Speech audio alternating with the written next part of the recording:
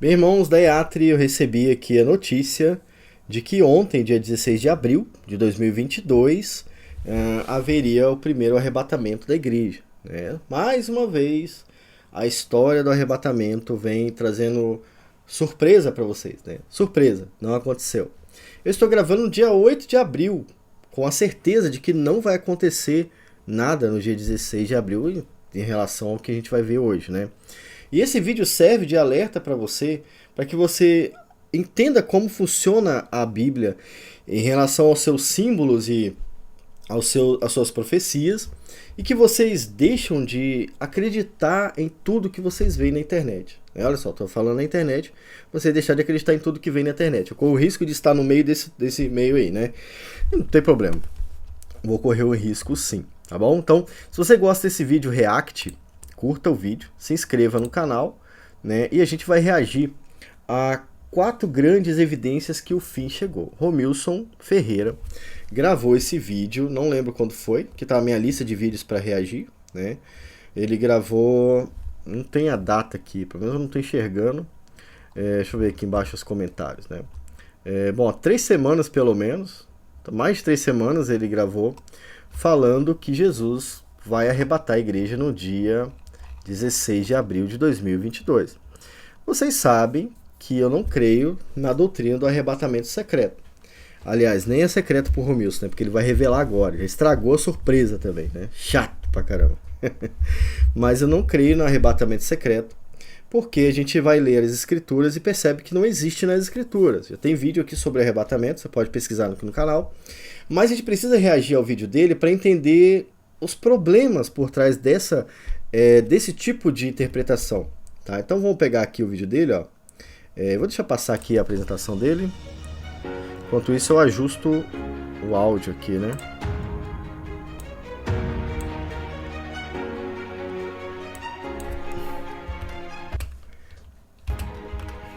Bom, meu nome é Romilson, estou aqui para lançar mais um vídeo. Esse vídeo que eu Bom, o áudio tá certinho, né? O meu nome é Romilson. estou né? fazendo hoje, meus irmãos, eu estou fazendo ele exclusivamente para os pastores e para todos os crentes. Inclusive tem crentes aí, até no nosso meio aí, tem alguns irmãos aí, que tem nos criticado. Por que será, né, Romilson? Você errou de novo. Essa não foi a primeira vez que ele erra acerca do arrebatamento. Mas muita gente continua seguindo ele. Vocês podem ver, por exemplo, a quantidade de gente que está no canal dele, ó, 39 mil inscritos, 39 mil pessoas que se colocam sobre um profeta que não acerta, que é falso, né? 7.300 pessoas curtiram o vídeo e 84 mil pessoas viram. E aqui embaixo você tem um monte de gente, ó, aleluia, glória ao eterno, obrigada por tudo. Enfim, várias pessoas que estão glorificando a Deus por causa de uma falsa profecia, tá bom? Ó? A coroa da verdade está dizendo aqui, ó, glória ao eterno Ial dos exércitos, irmãos, a paz de Yahushua estejam com vocês. Enfim, várias pessoas que gostam de ser enganados por esse tipo de falso profeta, né? E aí ele erra de novo, ele errou sobre o nome de Deus, ele erra sobre criticando a Bíblia, ele erra sobre um monte de coisa, ele errou de novo e as pessoas continuam seguindo esse cara, né? E aí não quer que critica quando ele erra de novo, né? Então, sim, você não pode reclamar, você está errando direto, né? Vamos ver se daqui para frente para, mas está errando pra caramba. Porque nós temos mostrado que tudo indica que o arrebatamento ele vai acontecer dia 16 de abril. Esta é a polêmica. Tudo indica para o Romilson que o arrebatamento ia acontecer ontem, né? O vídeo está saindo dia 17, ia acontecer no dia 16. E não pode criticar, né? Por que não pode? Tem que criticar, né? Tudo nos leva para o mês de abril. A gente não pode matar o cara por causa disso, tá, irmãos? Eu não quero que vocês detonem ele, matem, destruam a vida dele. Não, é só para vocês ficarem espertos e não acreditar nas heresias, tá? Agora deixa o Romilson em paz, não vai fazer nada de mal com ele, não. E tudo também nos leva para o ano de 2029. Para acontecer o quê? Para Yahushua vir nas nuvens e estabelecer o reino milenar nessa terra. Então, ó, muita gente acredita que Jesus vai voltar e vai reinar por mais 1000 anos. Eles entendem o 1000 anos, que é simbólico na profecia, uma profecia composta de símbolos e uma mensagem, há uma mensagem literal usando símbolos, né? E eles acreditam que na literalidade dos 1000 anos e pregam que ele vai voltar. Esta ideia surge na história do cristianismo lá no século II, tá? Um gnóstico que criou essa ideia. Depois eu vou colocar aqui embaixo o nome do gnóstico para vocês, mas é uma ideia que não é cristã, do meio gnóstico. O gnóstico cristão inventou isso. Ele achava que era cristão, né? Mas é isso que é assim que chamava, gnóstico cristão. E ele pregava, e João detestava a pregação desse cara. O apóstolo João, ele fugia desse cara. Ele pregava que Jesus ia voltar, ia reinar durante 1000 anos, literais. O livro que vocês vão achar isso é História Eclesiástica, tá lá, tá? Heresia, eu esqueci o nome dele agora. Mas ele pregava isso e ele pregava mais. Ele pregava que, além de Jesus vir reinar 1000 anos na Terra, cada pessoa teria 7 virgens e poderia fazer sexo à vontade com as 7 virgens. A ideia original era essa. 100 anos mais ou menos depois, eles tiraram esses problemas piores e mantiveram, eles quem? Os seguidores desse cara, tá? E mantiveram a ideia de que Jesus ia reinar. Mas de onde surge a ideia? Do gnosticismo, tá bom? Lá do século I, entre o primeiro e o segundo século. Isso está documentado, eu não preciso nem provar nada para vocês. Vão estudar para descobrirem. Agora, esta ideia é muito influente no Brasil, né, de que Jesus vai reinar. A Bíblia fala que Jesus já reina na Terra. Quando Jesus fala sobre o reinado dele, né, ele vai falar, ele vai lembrar lá de Davi e vai falar assim, olha, como é que o filho do homem é o filho de Davi, se Davi disse, né, sobre o Senhor que assenta ao lado do meu Senhor e tudo mais. Jesus falando que aquele salmo era sobre ele e que estaria sentado do lado do Pai para dominar a terra. Ou seja, o próprio Jesus falando que isso ia acontecer. Enfim, tem um monte de estudos sobre isso aí. Lá no blog Palavras em Chamas tem uma série inteira de estudos sobre Apocalipse, tá? Esqueci o nome, mas eu vou deixar o link aqui na descrição para vocês. Inclusive eu quero corrigir aquele texto e publicar esse texto que é muito bom. Mas eles acreditam assim, influenciados por esse gnosticismo. O Romilson não é diferente. O que ele está falando? Em 2029, Jesus vai vir estabelecer o reinado eterno, que é de 1000 anos na Terra, tá? Em abril de 2029. Mas ele vai falar agora sobre a polêmica de ontem, que não aconteceu. Então essas pessoas têm nos criticado, porque nós temos mostrado aí que as profecias nos levam para o mês de abril agora, para acontecer o arrebatamento. Então, esse mês de abril agora era dia 16 de abril de 2022, ontem pra mim, tá? E pra você no futuro, não sei quando você tá vendo, né? Então, é isso que ele tá falando agora. E a gente vai seguir só pensando nesse ponto daqui pra frente. Então, esse vídeo vai pra eles. Aí eu quero que eles observem o que vai ser falado aqui, vai ser mostrado aqui no quadro aqui, e eles tirem a sua própria conclusão. Show! Porque... Vamos tirar a nossa própria conclusão. Isso é interessante, porque o Romilson está demonstrando que ele não se importa com o que a gente vai pensar daqui pra frente, tá? Isso é muito bom. Eu tô me lixando pro que eles estão falando aí no YouTube. Não tô preocupado com isso hora nenhuma. Eu tô preocupado em entender o que... Engraçado que se ele não tivesse preocupado, ele não tinha gravado uma centena de vídeos tentando provar que o nome de Jesus não é Jesus, é Yahweh, né? Tipo, ele não tá assim, é uma mentira dele, mas tudo bem, vamos lá. Tá escrito nas escrituras. Eu não tenho compromisso com crentes de Laodiceia. Não tenho compromisso. Não tenho compromisso com crente relaxado que não quer saber quando é que Yahshua vai voltar. Estão aí confiando em versículos que a Igreja Católica acrescentou dentro das Escrituras, onde diz que ninguém sabe o dia e nem a hora. Olha o primeiro problema que ele trouxe. Na Bíblia foi acrescentado o texto onde fala que Jesus disse que não sabia o tempo nem a hora. Essa é uma teoria criada para ele e que serve muito para o propósito dele, porque ele quer adivinhar o dia. Então serve para ele, por isso ele cria essa teoriazinha que não bate, né? A gente sabe que os textos críticos, que são os textos mais usados dentro do catolicismo e agora no protestantismo também, principalmente por causa do ecumenismo e tudo mais, o texto crítico serve ao ecumenismo religioso, tá? O texto tradicional é o texto protestante, né? Mas o que acontece? Aí ele veio trazendo essa heresia de que o catolicismo incluiu esse texto. Quando na realidade, no texto crítico, o que aconteceu foi que alguns textos foram retirados da Bíblia, não incluídos, e alguns foram modificados. Então, se foi o catolicismo ou a crítica textual pagã, o que eles fizeram foram incluir ou incluir não, remover ou modificar. São as mudanças que tem entre uma Nova Almeida atualizada e uma ACF, por exemplo. Essas mudanças que estão na Nova Almeida atualizada, elas surgem nesses textos problemáticos, textos minoritários, são poucos textos, né? E elas são problemáticas demais. Mas a crítica textual moderna tá como o Romilson, né? Ela tá pouco se lixando pro que tá acontecendo. Então a ideia do Romilson aqui é só defender o ponto de vista dele, né? O problema que a gente tem não é de ter incluído, é de ter removido e modificado. E esse texto não está entre os textos que foram modificados. Mas para que você creia na mentira dele, ele botou no pacote. Então, dito isso, vamos pro vídeo. A primeira questão que eu quero trazer aqui é a seguinte. Eu quero trazer 4 fundamentos aqui, mostrando por que tudo indica que o arrebatamento vai acontecer agora dia 16 de abril e por que Yahshua vai voltar em 2029 para poder estabelecer o reino.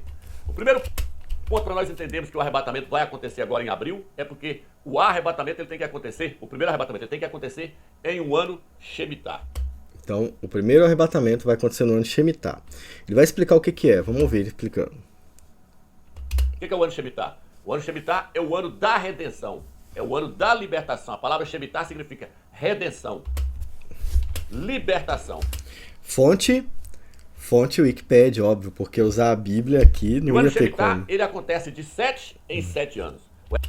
Então, olha que interessante, o ano Shemitah acontece de 7 em 7 anos, né? E nenhum cristão obedece o Shemitah. Por que não obedece o Shemitah? Porque nós já vimos o cumprimento da lei do Shemitah. A lei dos 7 anos estava apontando para Cristo, entende? Assim como toda lei apontava para Cristo, a gente aprende isso no Novo Testamento, né? No Novo Testamento, Hebreus vai falar muito sobre isso, e a Paulo vai falar sobre isso também. Mas o que acontece? O nosso Shemitah é Jesus. Nós já estamos vivendo esse descanso, sabe? E este foi o Shemitah sagrado. Mas ele está falando que a volta, o primeiro arrebatamento vai acontecer no Shemitah, como se o Shemitah estivesse valendo ainda. Nenhuma coisa que obviamente não está acontecendo mais. Então ele está usando o Antigo Testamento para apoiar a sua ideia, sem que isso faça sentido para o Novo Testamento. Esse é o segundo erro do Romilson. O Eterno falou com Israel: vocês vão trabalhar 6 dias e descansar no 7º. Vocês vão plantar a terra durante 6 anos e deixar ela descansar no 7º. O ano Shemitah é um ano de descanso. É um ano sabático. E é nesse ano que tem que acontecer o arrebatamento. Por quê? Ele não vai fazer, só vai falar que desse ano. Porque a palavra Shemitah significa redenção. Porque a palavra Shemitah significa libertação. Redenção. Por isso que Yahshua falou: quando vocês virem todas essas coisas acontecer, olhem para cima. Porque a vossa redenção, a vossa libertação se aproxima. Mais uma vez, mais um corte, né? Ora, quando essas coisas começarem a acontecer, que essas coisas? Aí o que você tem que fazer diante de uma situação dessa? Você tem que ir lá para a Bíblia, antes de acreditar no Romilson, Lucas 21, né? Eu vou abrir aqui porque eu quero que você abra aí também para você ler. Se eu vou abrir a minha, você não vai ler, né? Lucas 21, 28, né? Capítulo 21, 28, ó. Lá no início, e olhando ele, viu os ricos lançarem suas ofertas na arca do tesouro. A gente tem que descer um pouco mais aqui, lá no versículo 28. Ele tá falando no versículo 20, ó. Mas quando vides Jerusalém cercada de exércitos, sabei então que é chegada a sua desolação.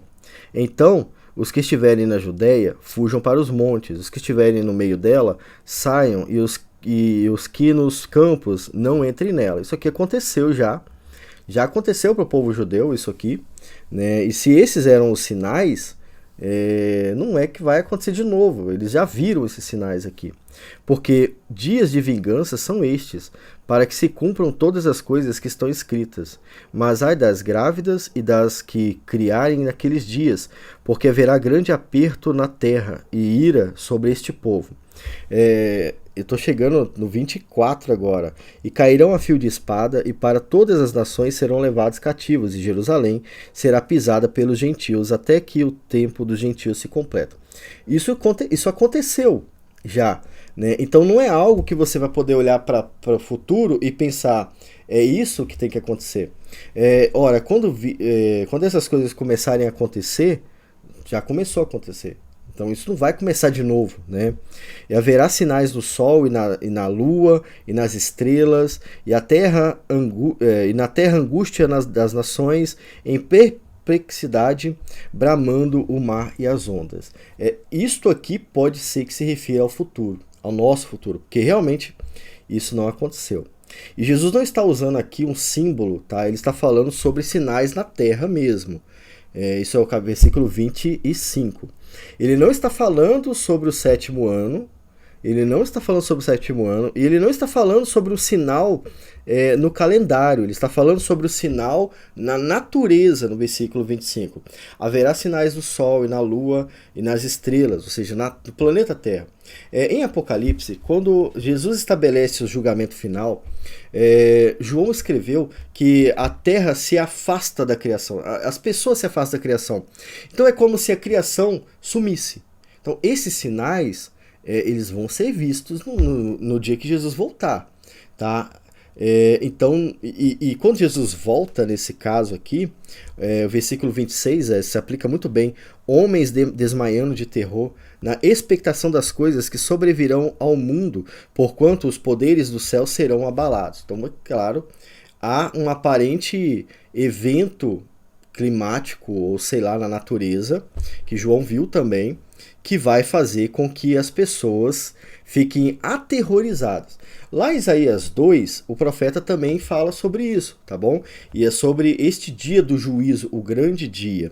No versículo 27, e então verão vir o Filho do Homem numa nuvem com poder e grande glória. Aí que a gente entra no versículo 28.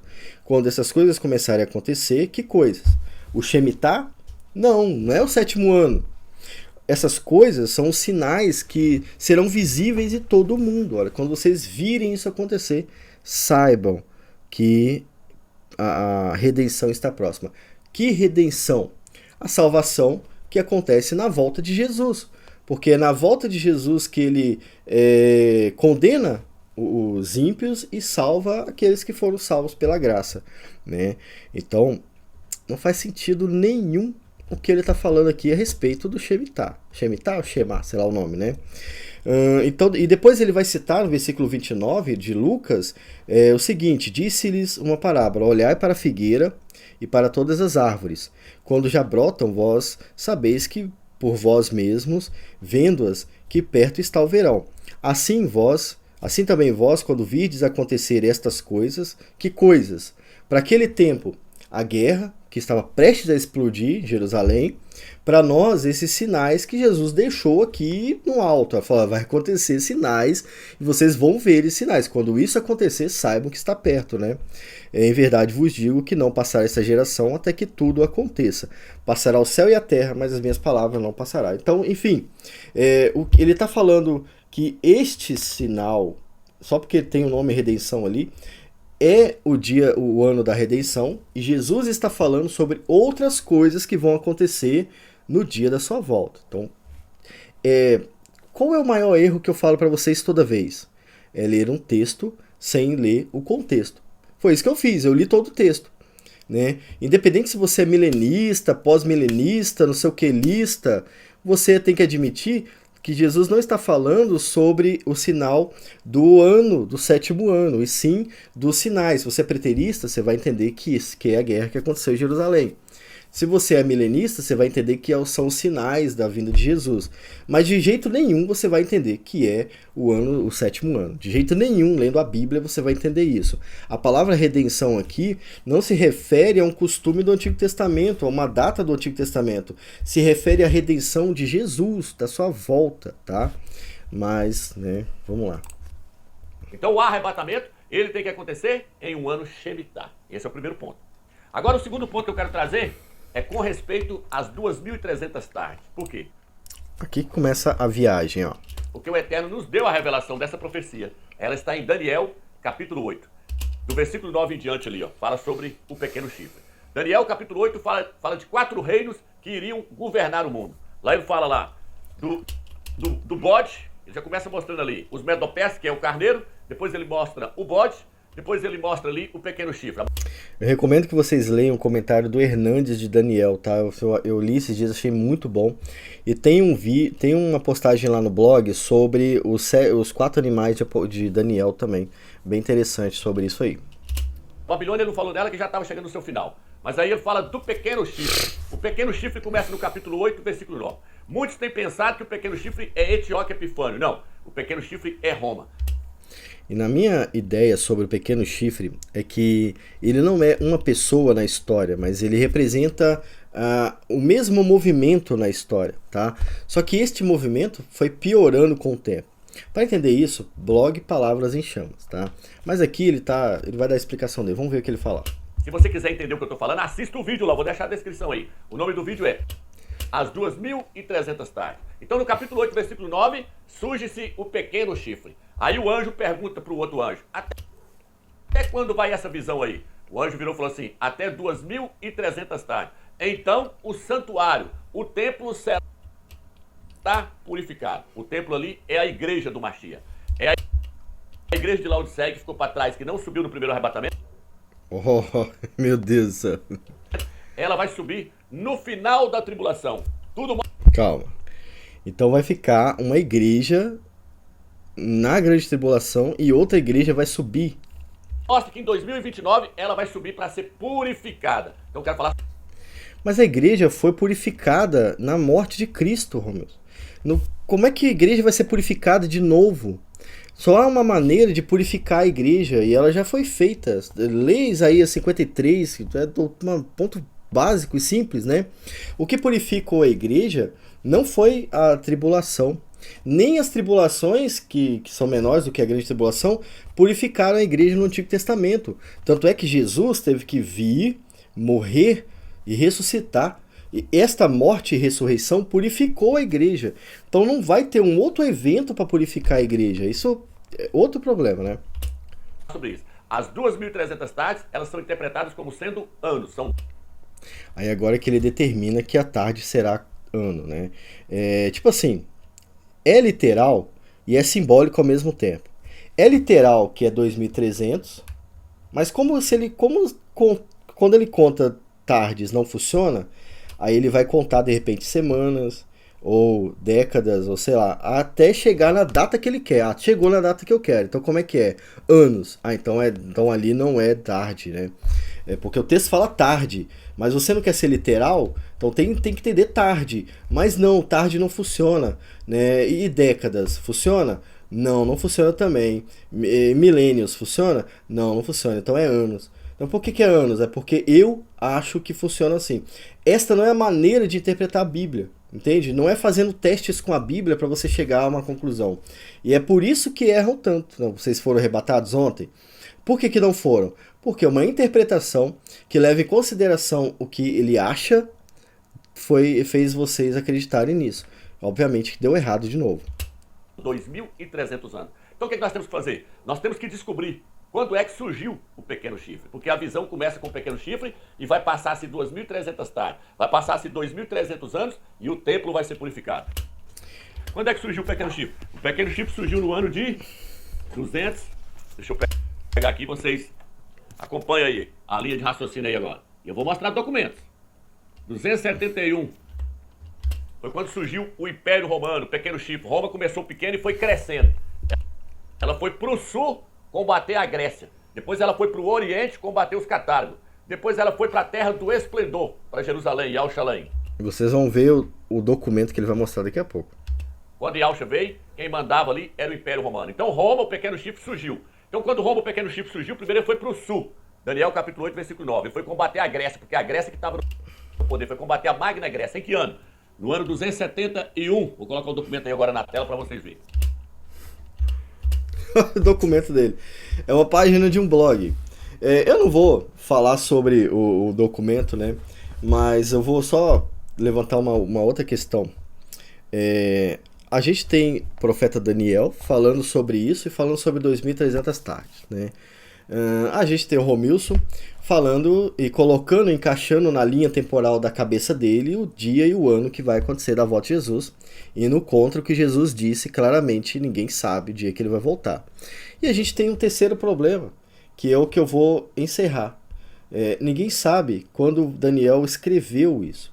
E primeiro que ninguém sabe quando Daniel profetizou isso, porque o dia que ele profetizava era diferente do dia que ele escrevia. O profeta não ficava fazendo sermões como a gente faz hoje, sabe? Não, eu vou falar isso aqui, porque Deus mostrou. Não, o profeta tinha uma visão ou um sonho e ele saía profetizando, entende? Do jeito que ele viu. E as pessoas que tinham que entender isso, entendiam, porque era Deus que fazia isso acontecer. Quem não entendia, não entendia, pronto, final. Agora, o dia que ele escrevia, ou o ano que ele escrevia, não era exatamente o mesmo que foi escrito. Tanto que vocês olharem na Bíblia de estudo de vocês, procurem a data de texto do Daniel. Tem uma diferença de pelo menos 100 anos. Ou seja, ninguém sabe quando foi, mas foi mais ou menos ali. Então não tem como fazer esse cálculo nem usando matemática, porque você vai errar em pelo menos 100 anos, tá? Para trás ou para frente, porque ninguém sabe quando foi. Então é por isso que falha. Agora, por que ninguém consegue acertar o dia e a hora da volta de Jesus usando matemática? Primeiro ponto, as datas de texto são diferentes do que eles falam. Deixa eu ilustrar para vocês isso. É como se eu escrevesse um texto hoje. Não, é como se eu falasse sobre isso em 2022 e alguém transcrevesse o meu texto em 2030, entende? Com as mesmas palavras que eu falei em 2022. Aí eu coloquei uma data, né, um prazo, e a pessoa transcreveu com o mesmo prazo que eu coloquei agora. Não vai dar certo, porque eu falei em 2022, eu não falei em 2030. Mas para quem vai ler, parece que foi 2030. Esse é o primeiro problema, a data do texto, tá bom? O segundo problema é que um texto profético, ele usa símbolos para se referir a um acontecimento literal. Então, por exemplo, quando Jesus fala sobre o acontecimento no céu e na terra, ali não é um texto simbólico, né? Porque Jesus não está falando sobre profecia e tudo mais, está falando literalmente sobre a sua volta. Mas quando Daniel fala sobre um sonho e uma visão, ele está colocando elementos para que as pessoas entendam o que ele vai falar. Mas nunca vai acontecer de forma literal, porque até os números são simbólicos. Tanto que já teve um monte de contagem que deu errado. Os testemunhos de Jeová tentaram contar, também deu errado. Um monte de pastor tentou contar e deu errado, né? E por quê? Porque o número também é um símbolo da quantidade de tempo, entende? Então, 1000 anos, por exemplo, 1000 anos é uma extensão de tempo que é grande, mas que não é infinita, sabe? Não é eterna, é uma quantidade de tempo grande. Mas se você contar 1000 anos literais, não vai dar isso, entende? Não vai dar isso. Vai dar um tempo grande. Na verdade, você não vai conseguir contar, você vai morrer antes, né? E aí as pessoas vão para a Bíblia com as suas ideias e tentam buscar na Bíblia aprovação para suas ideias. Como, por exemplo, o Romilson. Não era 2300 tardes? Se a Bíblia está falando que é tarde, entende? Não é para entender literal. E esse é o problema desses caras que acham que interpretam a Bíblia. Porque eles falam que são literalistas, mas na verdade eles não são literalistas. Porque se for literalista, é 2300 tardes. E se você errou no seu cálculo, o problema é seu, né? Aí o que eles fazem? Eles riscam tardes e botam anos, né? Quando, na verdade, o autor está falando é que dentro de um tempo vai acontecer isso, umas 300 tardes, umas 3000 tardes, sei lá, o que o autor quis escrever, mas tem um sentido literário para isso, entende? E eles continuam errando, você não foi arrebatado no dia 16, não vai ser arrebatado na próxima vez, tá bom? Não vai acontecer de novo, outra pessoa vai vir e vai te enganar de novo, você vai acreditar, você gosta de ser enganado, você que vai continuar acreditando nisso, é um problema seu, mas ele vai continuar errando, por quê? Porque ele não respeita o texto bíblico, ele não lê do jeito certo, tá? Tem um estudo aqui no canal sobre arrebatamento. Deixa eu pausar aqui, só para achar para vocês. Esses dois vídeos aqui, o que a Bíblia ensina sobre arrebatamento, onde a gente vai olhar dentro da Bíblia sobre o tema, né, lendo o texto bíblico. Esses dias eu vi alguém usando o texto de Apocalipse 3 para falar de arrebatamento. O texto claramente, obviamente, não fala de arrebatamento, mas as pessoas querem o quê? Elas querem ser enganadas, cara. O texto não fala, elas acreditam a si mesmo. Então tá aqui, ó, esse vídeo aqui é o que a Bíblia ensina sobre arrebatamento e o arrebatamento ou o juízo final, o que virá primeiro. Então são dois vídeos simples, lendo direto na Bíblia sobre esse tema que é importante para a gente aprender. Agora, por que esse vídeo tem tão pouca visualização e aquele lá tem 1 milhão de visualização? Porque aqui eu não te dou uma data. Aqui eu só estou lendo o texto bíblico, entende? Aqui nesse vídeo eu não sou desse jeito. Eu só leio o texto bíblico. Aqui o cara deu uma data. 16 de abril, tá aí para você ver. Eu espero que esse react tenha te ajudado a enxergar um pouco mais as escrituras. Eu quero lembrar você também que aqui na área de membros tem um estudo sobre interpretação da Bíblia que você pode fazer sendo membro do canal, tá bom? Isso também tem na apostila do canal, se você quiser, me chama aqui nos comentários que eu te passo o link da apostila. Agora tá aí, ó. Você vai continuar acreditando no arrebatamento secreto, não vai? E você vai continuar sendo enganado. Se não vai, coloca aqui embaixo, ó, eu não fui arrebatado e eu não acredito mais no Romilson, porque ele errou mais uma vez. Romilson, se você está vendo, fica com Deus, que Jesus ilumine a sua mente, que você possa ser liberto desse monte de ideias aí que você tenta. Não tente descobrir o dia da volta de Jesus, tente viver para Jesus, porque se ele voltar hoje, ou se você morrer hoje, você vai estar com ele, isso que importa, tá bom? Fique com Deus e até mais.